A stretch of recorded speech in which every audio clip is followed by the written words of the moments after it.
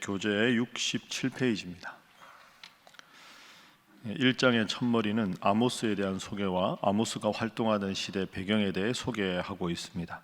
3절부터는 다메섹부터 암몬까지 5나라의 죄악에 대한 고발과 심판이 선포되고 있습니다. 다메섹, 가사, 두로, 에돔, 그리고 암몬에 대한 경고는 단순히 열방을 향해 선포된 말씀이라기보다 이스라엘을 위해 선포된 하나님의 말씀이라고 할 수 있습니다.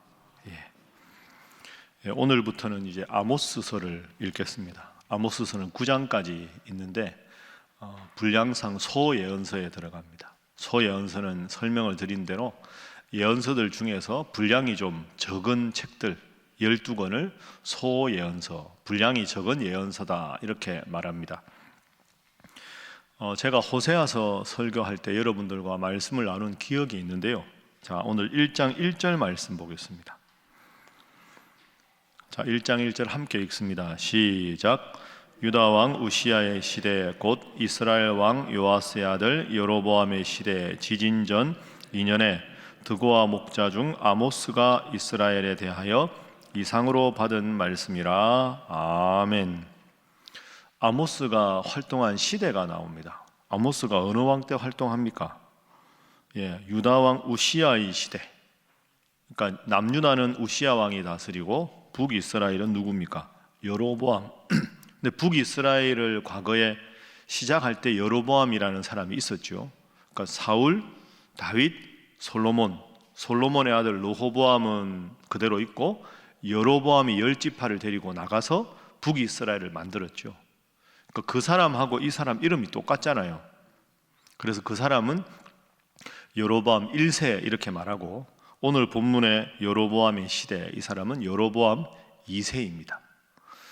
근데 한 가지 아모스한테 독특한 점이 있습니다. 자, 드고아 목자 중 아모스가 받은 말씀이다. 아모스는 드고아 사람입니다. 드고아는 남유다입니다. 남유다. 그런데 이 아모스가 선지자로 활동한 곳은 북이스라엘입니다. 이게 아주 독특한 점입니다. 남유다 출신 예언자면 남유다에서 예언을 하고 북이스라엘 출신 예언자면 북이스라엘에 대해서 예언을 하는데 이 아모스는 남유다 출신인데 북이스라엘로 올라가서 예언을 했습니다. 이 아모스 직업이 목자입니다. 목자. 근데 목자인데 그냥 양 몇 마리 치는 목자가 아니라 자기 밑에 여러 목자들을 거느린 목자들 중에서 조금 직위가 있는 목자로 추측합니다. 그러다 보니까 이 사람은 목초지를 좇아서 이제 대규모로 이곳저곳 가다가 또 이렇게 양의 젖을 팔거나 할 때는 북이스라엘에도 있다가 남유다도 갔다가 또 자기 집에 드고아에 있다가 또 북이스라엘로 갔다가 이렇게 왕래를 꽤 많이 하는 사람 중에 한 사람이라 남유다 출신이지만 북이스라엘의 영적인 상황을 아주 잘 아는 사람. 하나님께서 너는 남유다 출신이지만 북이스라엘에 대해서 예언하라 하고 예언의 말씀을 아모스에게 주셨다. 이렇게 우리가 생각을 해볼 수 있습니다. 그러니까 사실은 드고아 출신의 아모스는 우시야 왕 시대 사람이지만 우시야 왕 시대 사람이라는 것보다 더 중요한 건 북이스라엘로 올라가서 여로보암 2세가 다스리는 북이스라엘의 상황에 대해서 하나님 주시는 예언을 한 사람이다 하는 거죠. 또 하나 아모스서 이제 9장까지 읽을 때 기억해야 될 것은 아모스하고 늘 대비되는 예언자가 누구라고 말씀드렸습니까? 따라합니다. 호세아. 호세아하고 아모스는 같은 여로보암 2세 시대입니다. 여러분이 기억을 더듬어 보시면 이 북이스라엘이 기원전 721년에 망합니다. 망하기 직전에 750년대 어간에 다스리던 사람이 여로보암입니다. 이때는 다윗과 솔로몬 시대 버금가는 전성기를 구가합니다.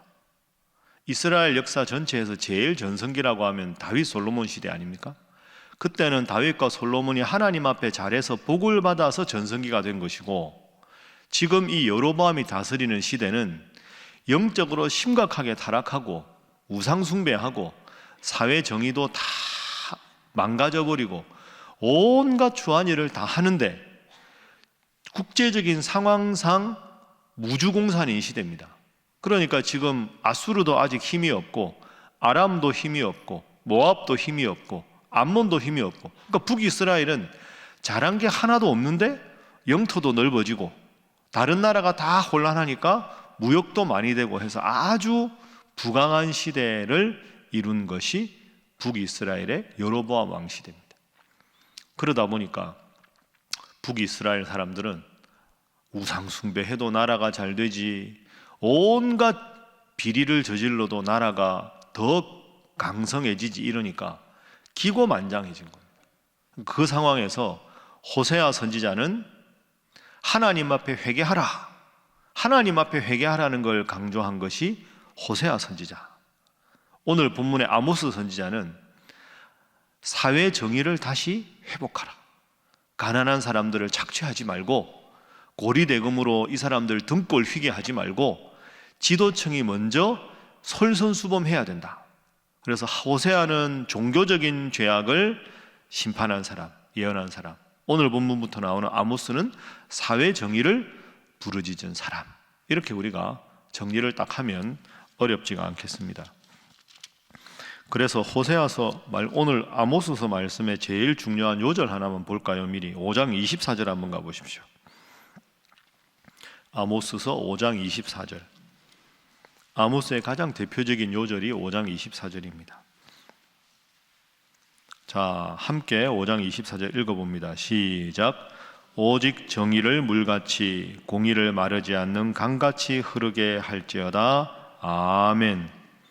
정의를 물같이 공의를 마르지 않는 강같이, 그러니까 사회 정의를 다시 회복하라.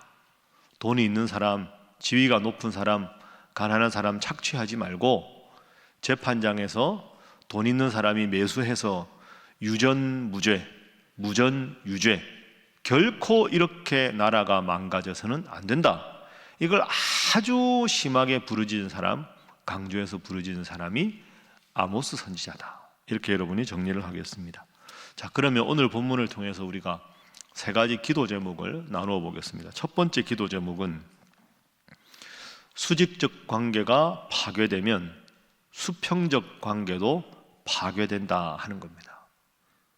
하나님과 나의 관계, 이 수직적 관계가 파괴가 되면 나와 이웃의 관계, 수평적 관계도 파괴된다. 이것이 오늘의 교훈이고 아모스서 전체의 가장 중요한 교훈입니다. 자, 여러분이 아마 다 이해하셨을 텐데요. 호세아는 하나님과 나라의 관계, 나의 관계를 이렇게 강조했죠. 그게 지금 바로 서지 않았습니다. 우상 숭배하고 온갖 죄를 다 저지릅니다. 그러니까 하나님 앞에 바로 서지 않으니까 기준이 없어진 거죠. 그러다 보니까 사회의 정의가 완전히 파괴가 되어버린 겁니다. 하나님과 나의 관계, 하나님과 나라의 관계가 파괴되면 나와 이웃의 관계, 국가의 모든 백성들 간의 관계도 파괴가 된다. 그 결과가 사회 정의, 사회 공의가 완전히 훼손된 상태가 당시의 북이스라엘의 상태입니다. 이게 오늘 우리에게도 중요한 교훈을 줍니다. 우리는 항상 뭔가 일이 잘 안 될 때, 내가 열심히 했는데도 내가 생각하지 않은 부정적인 결과가 나왔을 때 환경 탓을 하거나 운 탓을 하거나 다른 사람들이 도와주지 않았다고 생각할 경우가 많이 있습니다. 그건 부분적인 이유입니다. 2차적인 거죠. 1차적인 건 늘 하나님 앞에서 내가 이번 이 일을 통해서 무엇을 깨달아야 하는가, 무엇을 회개해야 하는가, 이걸 먼저 생각하라는 거죠. 그러니까 사실은 아모스는 사회 정의는 결과적인 심판입니다. 원인은 호세아가 말하는 대로 하나님 앞에서 관계가 바로 서 있지 않은 거죠. 그러다 보니까 온갖 죄가, 온갖 문제가 생겼습니다. 여러분, 오늘도 기도하러 오셨습니다. 살아가다가 이런저런 어려움이 부딪히면, 뜻밖의 난관이 부딪히면 세상 탓하고 내 탓하고 남 탓하지 말고 하나님 앞에서 내가 무엇을 회개해야 되는가, 말씀에서 내가 벗어난 것은 무엇인가, 그걸 늘 생각하셔서 하나님께서 먼저 해결해 주셔서 여러분의 일상의 모든 것이 회복되는 역사가 있기를 주님 이름으로 부탁합니다. 그게 아모스서의 제일 중요한 교훈입니다. 자, 그러면 하나님 앞에 예배가 훼손되고, 그리고 종교 지도자가 타락하고, 나라 전체가 공의와 정의를 잃어버렸습니다. 하나님이 엄중하게 분노하셨습니다. 자, 2절 말씀 보죠. 1장 2절 읽습니다. 시작. 그가 이르되 여호와께서 시온에서부터 부르짖으시며 예루살렘에서부터 소리를 내시리니 목자의 초장이 마르고 갈매산 꼭대기가 마르리로다. 아멘. 자, 아모스가 말합니다. 여호와께서 시온에서부터 부르짖으신다. 하나님이 왜 부르짖으실까요? 심판하신다는 거죠. 너희의 잘못을 더 이상 내가 두고 보지 않겠다. 근데 여기 2절에 부르짖으신다 할 때 이 부르짖는다라는 단어가 이게 원문으로 보면 사자가 이렇게 다른 초식 동물을 잡아먹거나 할 때 막 입을 크게 벌리고 포효한다 이렇게 말하죠. 우리가 사자 같은 아주 무서운 맹수가 이렇게 막 세게 부르짖을 때 포효한다. 그래서 이 아모스서를 가지고 쓴 독일의 유명한 소설이 하나 있는데요, 제목이 사자가 포효할 때입니다. 저는 그 제목이 이 아모스서를 아주 잘 드러냈다. 하나님께서 너무 분노하셔서 이 백성이 너무 잘못하고 있으니까 사자가 포효하면서 먹이를 집어 삼키려고 쏜살같이 달려가서 먹이를 잡아채듯이 하나님은 북이스라엘을 심판하신다. 이게 부르짖는다라는 단어의 뜻입니다. 그래서 두 번째 오늘 본문의 교훈은 하나님의 심판은 엄중하고 무겁다 하는 것, 무섭다 하는 겁니다. 하나님의 심판은 엄중하고 무섭다. 누구도 피해갈 수 없습니다. 누구도 피해갈 수 없습니다. 얼마나 하나님께서 무섭게 심판하시는지 모릅니다. 물론 하나님은 기본적으로 사랑의 하나님이시죠. 또 참으시고 또 예언자를 보내서 경고하시고 또 경고하시고, 그러나 하나님은 영원히 참지 않으십니다. 하나님은 오래 참으시는 분입니다. 영원히 참는 것과 오래 참는 것은 다른 거죠. 하나님은 결코 우리 표현으로 하면 막 급한 분이 아닙니다. 끝까지 참고 참으시다가 하나님이 딱 정한 그 기준, 거기까지 계속 경고하시고 계속 참으시다가 그걸 딱 벗어나면 2절에 사자가 포효하듯이 심판하신다 하는 거죠. 우리가 할 일은 하나님의 그 심판이 오기 전에 내 잘못을 끊임없이 회개하고, 세상 속의 내 모습이 아니라 하나님 앞에 지금 내가 어떻게 서 있는가를 늘 살펴보는 것, 그게 우리가 해야 할 일입니다. 제가 여러분들께 감사한 건 우리 교회 성도들은 새벽기도 열심히 나옵니다. 그거 참 감사한 일입니다. 그리고 새벽기도 지금 실시간으로 중계되고 있는데 영상으로도 많은 분이 함께 하십니다. 조회수를 보면 제가 홈페이지는 모르겠고요, 유튜브는 조회수가 나오니까 거의 매일 한 500회 정도 왔다 갔다 정도 되거든요. 그러니까 여러분들까지 하면 참 건강한 거 아닙니까? 교회 나오는 성도의 규모에 비해서 새벽기도 함께하는 분이 많다. 제가 언젠가 말씀드렸는데 주일 예배 몇 명 참석하는 것보다 더 어떻게 보면 중요한 지표가 새벽기도입니다. 왜냐하면 주일은 일주일에 한 번이지만 새벽기도는 매일 해야 되는 거거든요. 저는 이게 참 중요하다고 생각합니다. 새벽에 너무 바쁘신 분들은 오전이든 오후든 저녁이든 매일 말씀을 읽고 살아가는 것, 이게 참 중요합니다. 지난 주일날 광고 들으셨죠? 6월부터 이제 새벽 이 말씀 읽기 세 번째 읽기가 시작됩니다. 이번에는 평소보다 더 책을 많이 발간하려고 합니다. 여러분, 사람이 참 이게 연약해서요, 처음에는 의욕적으로 하다가 뒤에 가면 힘이 떨어지기도 합니다. 그래서 처음에 말씀 읽기를 시작할 때 열심히 하기로 결단해도 3년간 하기가 힘이 듭니다. 그래서 이번에는 더 열심히 합시다.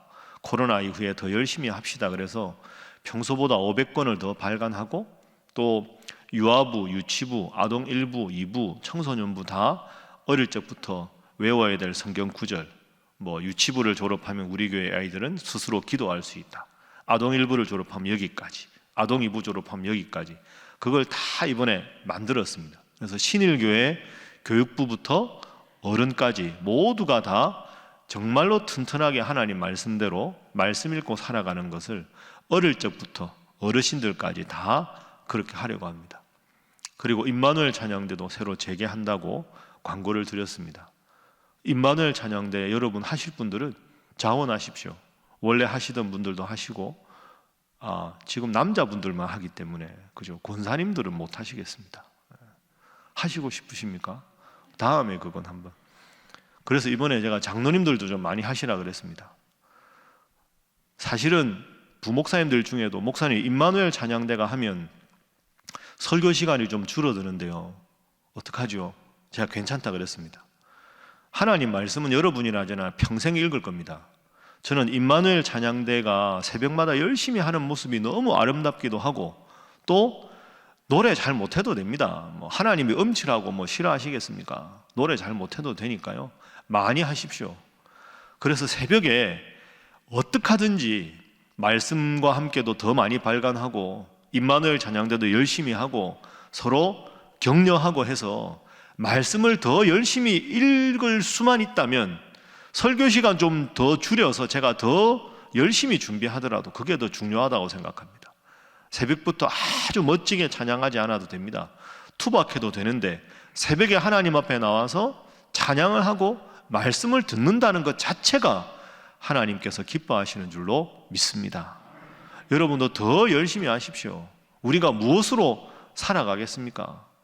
저도 바쁘다 보면 여유가 없을 때가 있죠. 여러분 마찬가지 아닙니까? 그래도 새벽마다 성경 한 장 읽는 게 내 삶의 기준이 되고, 아차, 내가 지금 이거 잘못하고 있구나, 끊임없이 기준을 바로 삼아야 우리가 하나님 앞에 바로 서서 이 끔찍한 심판을 받지 않을 수가 있는 것이죠. 새벽기도 더 열심히 나오자고 권면도 하시고, 여러분 그동안에 가족들 중에서 말씀과 함께 하지 않는 분들 다 이번에 한 권씩 줘서 다시 한번 말씀 읽을 수 있도록, 그래서 정말로 말씀의 기준을 두고 하나님께서 보호하시고 하나님의 심판받지 않는 여러분 모두가 되시기를 주님 이름으로 간절히 부탁합니다. 세 번째 오늘 본문의 교훈은 심판 중에도 하나님은 당신의 백성을 보호하신다 하는 겁니다. 심판 중에도 하나님은 당신의 백성은 보호하신다. 사자가 포효하는 것처럼 하나님께서 무섭게 심판하셔도 하나님을 섬기는 사람은 반드시 하나님께서 보호하신다. 네. 자, 오늘 본문 여러분 읽다 보면 반복되는 표현이 나오죠. 자, 예를 하나 들어볼까요? 3절 말씀. 3절 함께 읽습니다. 시작. 여호와께서 이와 같이 말씀하시되 다메섹의 서너 가지 죄로 말미암아 내가 그 벌을 돌이키지 아니하리니 이는 그들이 철 타작 기계로 타작하듯 길르앗을 압박하였음이라. 아멘. 자, 3절에 여호와께서 이와 같이 말씀하시되 다메섹의 서너 가지 죄로 말미암아 내가 그 벌을 돌이키지 아니하리니, 이 표현이 반복됩니다. 나라만 바뀌어서. 예를 들어서 6절 여호와께서 이와 같이 말씀하시되 가사의 서너 가지 죄로 말미암아 내가 그 벌을 돌이키지 아니하리니. 9절에도 두로의 서너 가지 죄로 말미암아. 11절에도 에돔의 서너 가지 죄. 13절에 암몬 자손의 서너 가지 죄. 내일 2장 1절에 가면 모압의 서너 가지 죄. 여러분 여기서 서너 가지는 적다는 뜻이 아닙니다. 많다는 뜻입니다. 대표적으로 3개나 4개 이런 뜻이거든요. 그러니까 지금 하나님이 심판하시는 나라들에 대해서 몇 가지 죄가 없다는 게 아니라 무수히 많은 죄를 지었다. 근데 눈에 띄는 서너 가지 가장 심각한 죄, 이런 뜻입니다. 죄가 없다는 뜻이 아니죠. 또 하나, 여러분이 이제 예언서를 많이 읽으시는 분 이해가 될 텐데, 보통 예언서는 남유다면 남유다, 북이스라엘은 북이스라엘에 대해서 심판을 예언한 다음에 뒤에 가서 이 나라도 심판받는다, 이 나라도 심판받는다 이렇게 말하는데, 아모스는 북이스라엘에 대한 심판보다 이방에 대한 심판을 먼저 말하고 있습니다. 왜 그럴까요? 이게 이유가 있습니다. 이 나라는 이런 죄, 이 나라는 이런 죄 딱 말을 하다가 제일 중요한 순간에 뒤에 넘어가면 북이스라엘, 너희들은 이 나라들보다 더 큰 죄를 지었다. 그 말을 하려고 지금 이야기하는 겁니다. 그리고 이 나라들이 내일 모압까지 6나라거든요. 6 이방 나라, 그 다음 남유다의 죄악, 북이스라엘의 죄악, 이렇게 나갑니다. 이 나라들은 그 북이스라엘하고 사이가 좀 먼 나라부터 순서대로, 사이가 먼 나라부터 가까운 나라로 이렇게 심판을 하고 있습니다. 그런데 이 나라들이 왜 심판을 받을까요? 다시 3절 봅니다. 죄가 뭐냐? 이는 그들이 철 타작기로 타작하듯 길르앗을 압박하였다. 길르앗은 북이스라엘을 뜻합니다. 그러니까 하나님의 백성들을 심판했기 때문에 내가 다메섹을 가만두지 않겠다. 자, 6절. 가사의 서너 가지 죄로 가사를 내가 심판하겠다. 왜? 그들이 모든 사로잡은 자를 끌어 에돔에 넘겼습니다. 모든 사로잡은 자는 과거 이스라엘 백성들을 사로잡아서 에돔에 넘겼던 죄악 때문에 내가 가사를 가만두지 않겠다. 9절. 두로를 내가 가만두지 않겠다. 형제의 계약을 기억하지 않고 모든 사로잡은 자를 에돔에 넘겼다. 그러니까 이런 내용들이 다 북이스라엘에 대해서 역사적으로 잘못한 죄악 때문에 이방 이 나라들을 가만두지 않겠다. 왜? 하나님의 백성인데 하나님의 백성을 힘들게 만들었던 것 때문에 하나님이 이방 사람들을 심판하신다는 거죠. 따라합니다. 하나님은 당신의 백성을 언제나 지켜주신다. 여러분 믿습니까? 이게 오늘 본문의 제일 중요한 교훈입니다. 아모스 읽어보면 심판 엄청나게 무서운데, 그러나 하나님은 모두를 심판하지 않습니다. 그렇지만 하나님 중심으로 살아가는 사람, 그렇지만 그 속에서 하나님 말씀을 기준에 두고 이웃과 관계하는 사람은 반드시 보호하신다 하는 겁니다.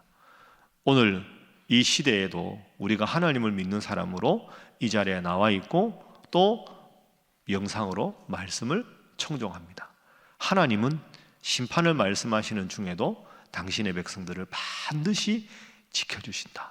꼭 기억하시고 하나님이 그 어떤 상황에서도 보호하시고 지켜주시는 여러분 모두가 되시기를 주님 이름으로 축복합니다. 기도하겠습니다. 하나님, 날마다 보이는 세상이 아니라 보이지 않는 하나님 앞에서 나를 늘 바라볼 수 있게 하셔서 말씀을 기준으로 삼고 기도를 통하여 하나님 뜻대로 살아가서 그 어떤 어려운 환경에서도 하나님의 보호를 받는 하나님의 사람 되게 하여 주옵소서. 하나님, 우리 신일교회가 그런 교회가 되게 하여 주시옵소서. 하나님, 우리 가족들이 그런 가족들이 되게 하여 주시옵소서. 하나님, 우리 이 나라 대한민국이 그런 나라가 되게 하여 주시옵소서. 다 함께 주님 앞에 기도하겠습니다. 주여 믿습니다. 주여 믿습니다. 주여 믿습니다.